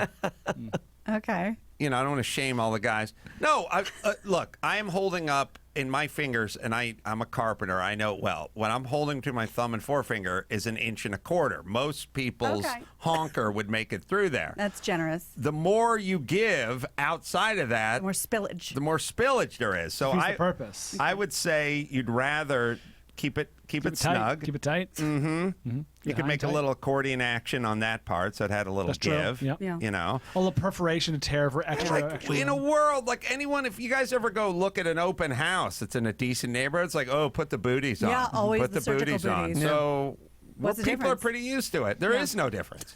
Or like with a There's small no difference. motor, you could have it rotate, like those dining tables. What was it called? A lazy Susan. Oh yeah, Right? like a relish tray. Yes, you just have like a target point on it that rotates, and then it's a game. Oh. You know what I mean? And then you have to Proving on perfection. Yeah. I like that. Okay. Mm-hmm. Sorry. It's good. Go ahead. So Felicity Huffman, she broke down in a Boston courtroom on Monday and pled guilty for her part in the college admission scandal. When an actress breaks down, skilled. Are they really breaking down, or do they just put a piece of glass in their shoe and they're kind of summoning a tear? They can cry like that. Little hot sauce in the eye. It's saying they're professional criers. By the way, and both of those breakers. seem like very extreme ways to cry. Like there Especially for are a easier ways. professional There's a menthol stick. You're right. There's Sure, like you glycerin. can think of something sad. That's my point. We would have to do that. We're not thespians. Yeah, we're not award winners. She has a profession where she can be like in a trailer screaming at her assistant that you're a worthless cunt, and then she can walk out and hug her fake special needs child and start crying like on demand. Yeah, she's that good. So I don't trust her. Yeah, well, the judge might not trust her either because that she admitted to paying $15,000 to have her daughter's SAT scores boosted, and through the tears, the actress revealed that her daughter has suffered from learning disabilities throughout her life. In a statement, Felicity said this: "I am in full acceptance of my guilt, and with regret and shame over what I have done, I accept full responsibility for my actions and will accept the consequences that stem from those actions." Prosecutors Is recommended. her daughter? Have we seen much of her daughter? No, I feel like it's Lori been all- Loughlin's daughter's always Yeah, everywhere it's been all because she's Olivia hot Jade and everything, right? Yeah, and she's a public figure anyway. She's YouTube star. But is the kid in college still? Like, has the college revoked that admission, or has she? Well, her specifically, I'm not sure, but a lot of those kids got frozen from the scandal, I so feel they're like all that's frozen. a little bit unfair on those kids. Like, had they? Maybe they knew, maybe they didn't. I don't know. And they're probably minors anyway. Well, or close to. William H. Macy was not there.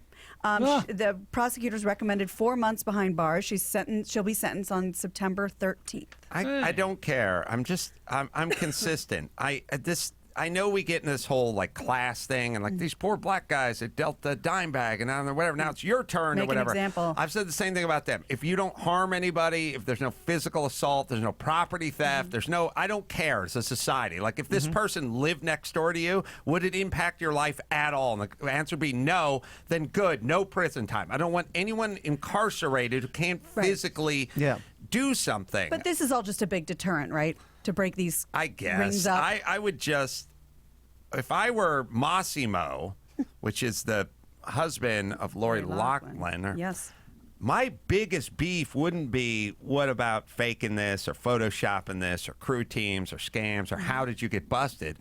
I'd be like, it cost us $500,000 and she spent $15,000 and we're in the same fucking courthouse, like in the same school. Like, how did this happen that she paid pennies on why is our tab $500 and hers is $15? They're the real victims. Like this said, I'm the victim. Like, whoever paid the $500 is the real victim because obviously for $15, could have got the same thing. We're both in the same place. Yeah. Like, What kind of discount was going on there? Well, it's kind of, I guess it's like, when you go to the restaurant and you get the, the surf and turf and someone gets, a salad. Like, why did I pay 5 times as much? The services are a la carte, right? You can Photoshop for the crew team, or they can have someone go and take the test with right. you. Right, and that explains, the Cobb salad is $14 and the surf and turf is $80 or whatever, and it's 5 times or 6 times or whatever. I'm talking 15. Look, if I paid 85 or $1.05, we wouldn't be having this conversation. I paid $500,000 for what? A fucking Photoshop session at the Y?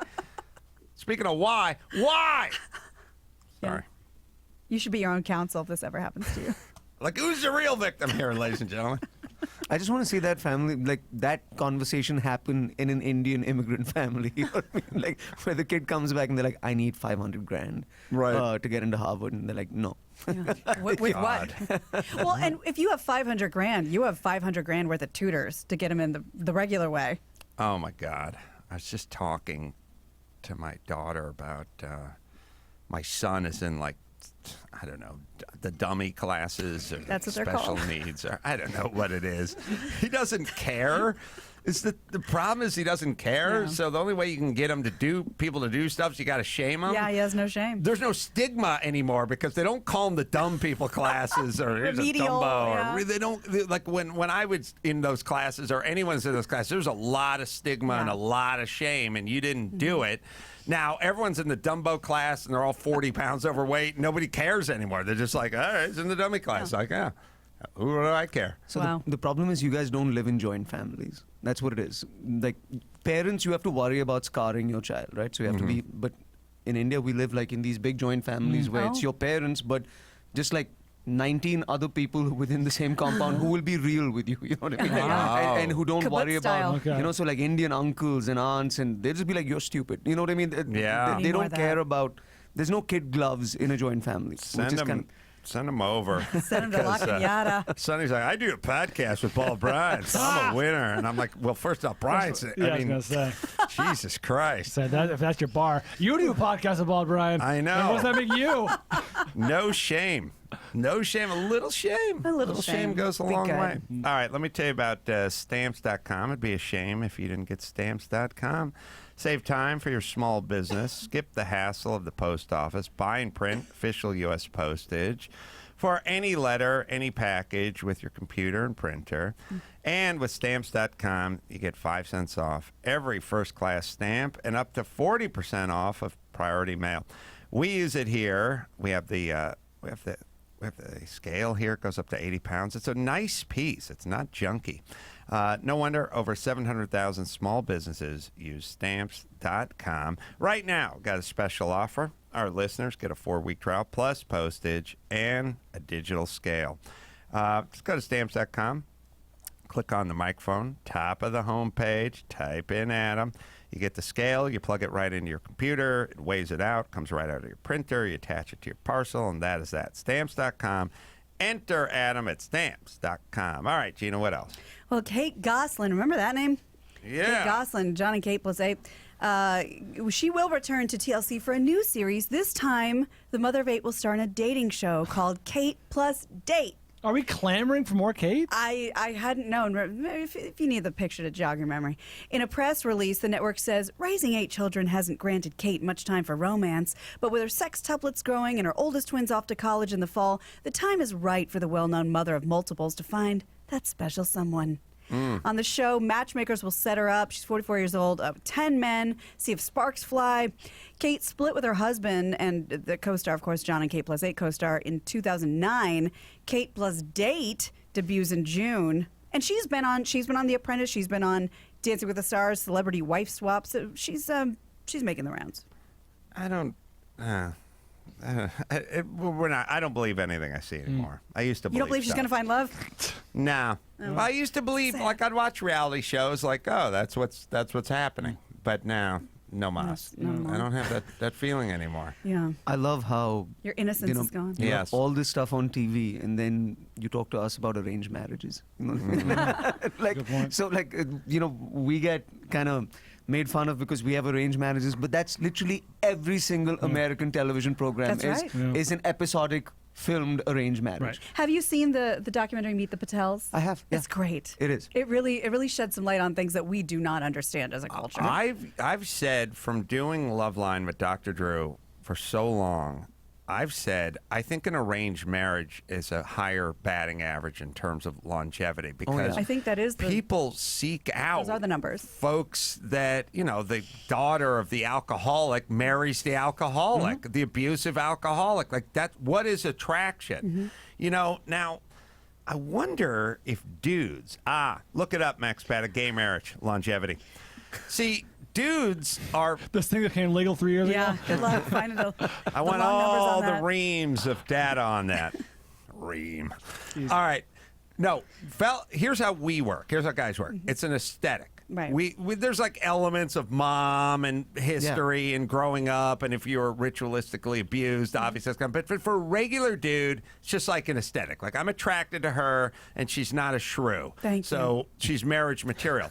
Women have many other components involved with attraction because really from there for them attraction is well beyond an aesthetic and into a whole pheromonal, psychological, whatever stability, and you make bad decisions based on someone being bad to you at some point or trying to fill something that can never be filled and the relationship never works. If you took two dudes are probably just I'll find the best looking dude, he'll find the best looking dude, we'll come together. And that lasts. Like I worked for a gay couple. They had separate bedrooms. Wow. And they living the dream. They lived together at West Hollywood. They probably only had about 2,400 square feet, but man, they had separate. Made it work. They had separate bedrooms. I built Ron, the head gay.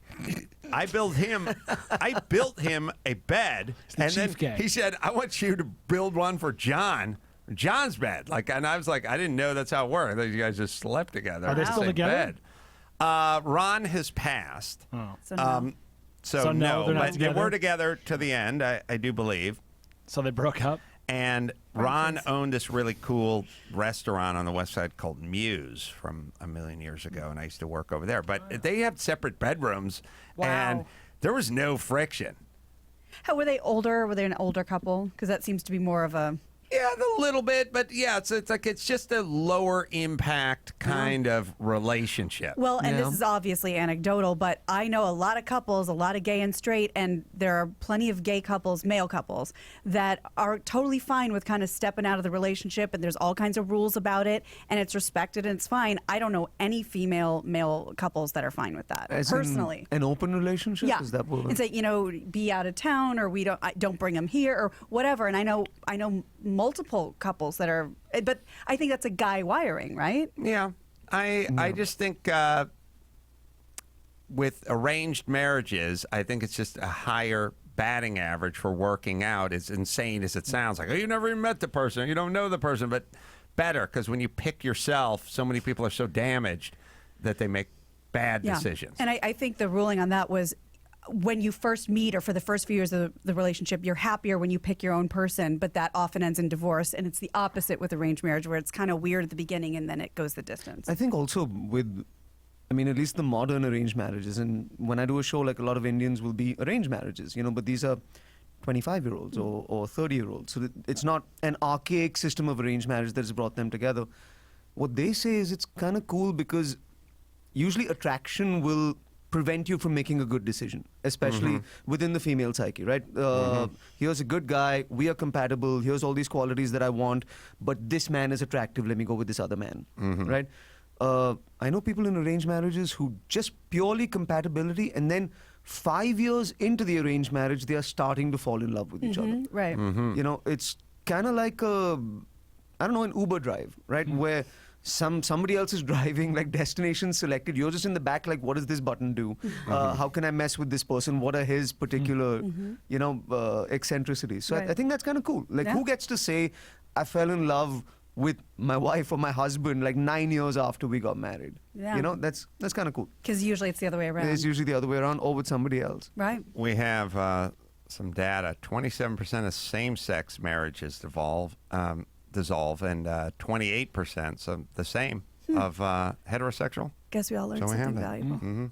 So there you go. All people. We're all people. Well, speaking of affairs and relationships, in case you're wondering if your relationship can survive an affair, Maybe you don't hear about the gays breaking up as much. Maybe. You know what I mean? Yeah. Who gets the Miata? Who gets the butt plug? It's just not, we're talking about kids and houses. I'm sure they have other assets. I'm sure they have other assets. said assets. I did. Sorry. Okay. So according to a new survey, most relationships cannot survive an affair. And it's funny because we were just talking about that, so we'll see if these numbers add up. The survey of people who admitted to cheating while in a committed relationship found that 54.5% broke up immediately after the truth came out. 30% tried to stay together, but they broke up anyway. And only 15.5% survived the affair. Whose job is this survey? Like, The Census Bureau taker? Where does this person work? Yeah. Where they're like, this is what you have to do Bestoflife.com. in May 2019 Yeah. is you have to go and talk to unhappy people Yeah. for a month and find out what split them up. Yeah. Like, How yeah. many dudes were Yeah. stepping out? Do women still do that? It's not that you had the affair, it's that you lied. Lied. I just like that It's part. both. Like, really? But also the affair. Yeah, but also the affair. Well, this even says, well over half the people, the second it came out that they had the affair, they were out of the door. So if you run back home and go, oh, God, I did something, feel so guilty, you're not going to survive that one. Yeah. And then women always do that thing where they go, and I can't believe you picked Nancy from The Office or something. And it's like, well, what am I supposed to do? Leave the country? Like, who would I Who do be I spend having an time with? affair with Yeah. that would be okay with you? You know what I mean? Like, it's got to be a neighbor. Of course, it's one of your friends, or it's your sister, or it's somebody It's from our The Office. social circle. Who else really could it be? Like, Yeah. I wish I could bang total strangers outside of the country, but I can't. I'm not up to that yet. Like Hannibal Lecter put it, we covered That's right. that which we see every day. Right. By the way, I have never heard this phrase before, and it is so lame. Have you guys ever been like on a plane going to a bachelor party and heard the phrase "wheels up, rings off"? What the hell does that mean? No, Is but that the lamest thing you've ever heard? That's not that lame. It's not that lame. I've yelled I've yelled wheels up a million times. Did you Rings do- off. No. That's the part. Not. I was in Lake Havasu good. doing a man show bit, and a big guy named Doug got drunk who worked with us, and he kept saying we're driving to Vegas from Havasu, and he kept yelling wheels up like 4 a.m. He goes like bursting in everyone's room and yelling wheels up. So I have a little bit That's of a what you do. negative 4 connotation. a.m. Wheels up. That's how we know Wheels when to up. be here. But I guess it predated the rings off, or not everyone had a cell phone or something like that. Yeah. I was Yeah. on my flight here, like for this tour, on Emirates has this A380 where they have like a little bar section where people can kind of See hang out or pictures of whatever. that. Was that the double decker? Yeah, right. Oh, So the pub. And there was a bachelor party on that. That was just God. coming On the plane. On Party the already plane started. that was just coming to LA. Guy got arrested as soon as he landed. Like they opened the door and I saw like FBI agents and like 6 cops. And apparently this guy got fresh with one of the air hostesses like I think 3 hours into the flight. Oh God. And then was handcuffed for 13 hours. It's a 16-hour flight from Dubai to LA. That's And so he was awesome. just sitting there in handcuffs for 13 hours. Landed, FBI got him and just took him away. And then I saw the FBI agent just kind of take this guy away and then come back and be like, no, wait, there's other guys right in this bachelor party. So then they went and got these other 4 guys. Oh God. And I guess they were all drug tested and that whole thing happened. But there's a legit party happening on that. Wow. That's amazing. Now, did you hear them or see them? I mean, did they seem like out of control? I mean, I was brown and I have a beard, so I saw an FBI agent and just went back to my seat. I was not inquisitive. You don't want any trouble. There was no curiosity. I just kind of asked one of the air hostesses, I'm like, what happened? She's like, he misbehaved. And there was a marshal on the plane. Oh, so, there so you go. they handcuffed the guy and just sat him down. I misunderstood. Was this an international flight? Yeah, Dubai. LA. Oh, crap. Were you able, during the flight, you're able to go up to... Yeah, you can go up, you can go to the bar, and I But saw did you- these guys. They saw 'em. you know, I mean, the second the seatbelt sign came off, these guys were there drinking champagne, and you knew it was 4 or 5 guys headed for like Right. a boys trip. Right. But I think they just Wow. saw the Wolf of Wall Street too many times, Yeah. and that was what happened. So funny, the 380, that's the new double-decker, because when I was a kid, they had a 747, and that had the second deck, smaller one, The spiral staircase. but had the pub Yeah. up there Pub. back in the 70s. I'd see, people hanging around the pub, playing video games. luxury. And, yeah. All right, let's bring it home. You got it. I'm Gina Grad, and that's the news. Wheels up, rings off. Oh, you said rings off. I thought you meant rings like ringer. I think you mean like shut your phone. No, Yeah. you take your wedding ring We're off. up to no good, boys. Yeah. I thought you meant no cell phone. Oh no, I'd be down with that. That is an ancillary part of it. Like, don't take any pictures. But Yeah, like don't document this. Yeah, Let's that not can work, too. memorialize But this. just take the wedding ring off. we're not advertising marriage. Let me tell you about Castrol Edge. Heat, friction, viscosity breakdown rob your engine of maximum performance. Friction results in a loss of performance of up to 10%. Castrol Edge, engineered with fluid titanium technology, physically transforms under pressure. 3 times. Wheels up, rings off. 3 times stronger against viscosity breakdown than leading full synthetic oils. Unlock that true performance with Castrol Edge. That's a new All T-shirt, everybody. Head over to AdamCarolla.com Yeah. right now. God. You guys can go to amcroll.com for all the live shows. You can check out Verdas's very funny stand-up special on Netflix. Also, shows coming up Montreal and D.C. sold out, but he's going to be all over the place. Get your tickets at Virdas, VIRDAS.IN. Yes, sir. Thank you, my friend. Good to see you again. Thank you for having me, guys. And until next time, this is Adam Carolla for Ahmed Ahmed and Verdas and Gina Grad and Bald Brian telling you to look forward to good sports coming up next and to check out Charlie Kirk's podcast on Podcast One. Until next time, Adam Carolla saying mahalo. Shit, piss, cunt, fuck, motherfucker, cocksucker, tits. Stick around. Dave Damashek and Adam Carolla with good sports coming right up.